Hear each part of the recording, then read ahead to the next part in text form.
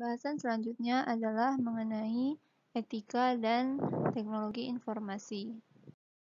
Terdapat berbagai permasalahan etika pada teknologi informasi. Yang pertama yaitu terkait dengan privasi yang melibatkan pengumpulan, penyimpanan, dan penyebaran informasi tentang seorang individu. Kemudian, masalah akurasi yang melibatkan keaslian, ketepatan, dan kebenaran informasi yang dikumpulkan dan yang diproses. Kemudian masalah properti yang melibatkan kepemilikan dan nilai dari sebuah informasi. Kemudian yang keempat adalah aksesibilitas yang berkisar kepada siapa yang seharusnya memiliki akses ke informasi dan berapa biaya yang harus dikeluarkan atau dibayarkan untuk akses tersebut. Berikut adalah contoh dari isu pada privasi. Misalkan, apakah informasi tentang seorang dapat kita sebarkan kepada orang lain?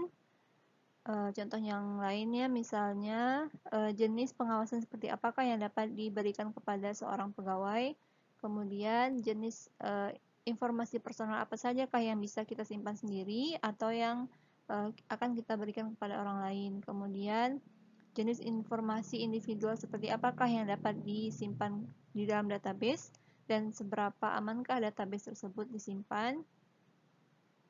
Berikutnya adalah isu pada akurasi.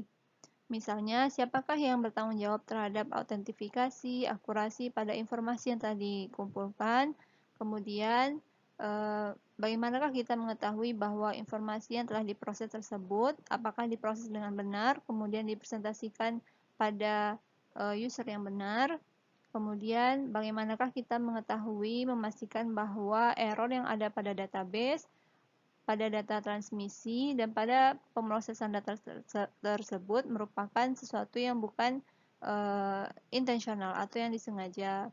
Kemudian, siapakah yang akan bertanggung jawab jika terjadi error pada informasi? Kemudian, bagaimana cara mengatasi error tersebut?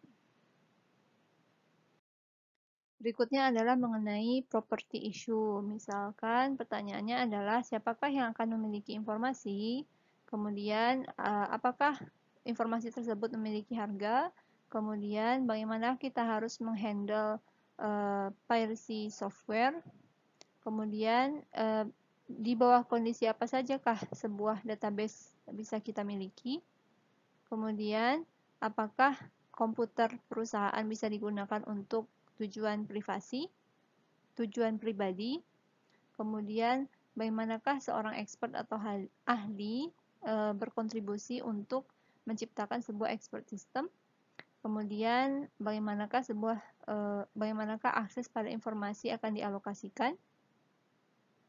Berikutnya adalah accessibility issue. Contoh pertanyaannya adalah siapakah yang diperbolehkan untuk mengakses sebuah informasi, kemudian berapakah harga atau biaya yang ditetapkan oleh perusahaan untuk memperbolehkan seseorang dalam mengakses informasi, kemudian bagaimanakah akses ke komputer disediakan untuk karyawan yang memiliki disabilitas, kemudian siapakah yang akan diberikan peralatan yang dibutuhkan untuk mengakses informasi, kemudian informasi apa sajakah dari seseorang atau organisasi yang boleh diberikan, kemudian di bawah kondisi apa, dan dengan perlindungan seperti apa.